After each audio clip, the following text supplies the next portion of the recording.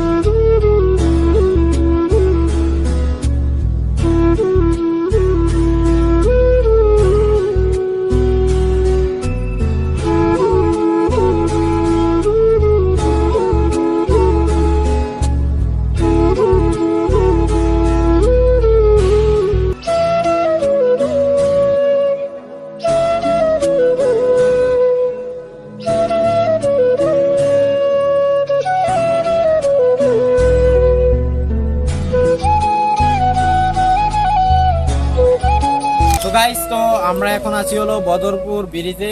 ব্রিজটা অনেক সুন্দর লাগতেছে, এই জন্য ব্রিজে দাঁড়াইলাম। তো ব্রিজটা একটু ভিডিও করে দেখাও।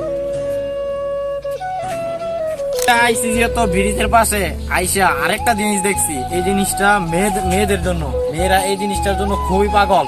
এখন আপনাদের এই জিনিসটার কাছে নিয়ে যেতে পারি কিনা জানি না, কিন্তু আরেকটা হইলো একটু দেখাবো, চলো।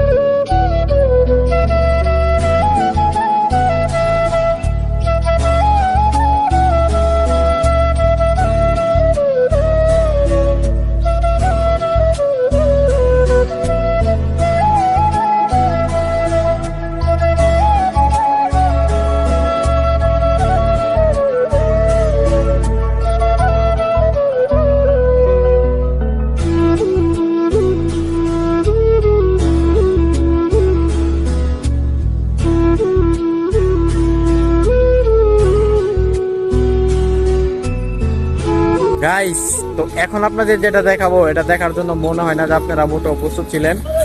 তো এতক্ষণ যে আমরা বাইক দিয়ে আসলাম শুধু এটার জন্যই, আমাদের নরসিংদী জেলার সবচেয়ে ছোট বাড়ি দেখতে চলে আসলাম রায়পুরা থানাতে। তো এই যে এটাই সেই দোতলা বাড়ি, নরসিংদী জেলার রায়পুরা থানার সবচেয়ে ছোট বাড়ি।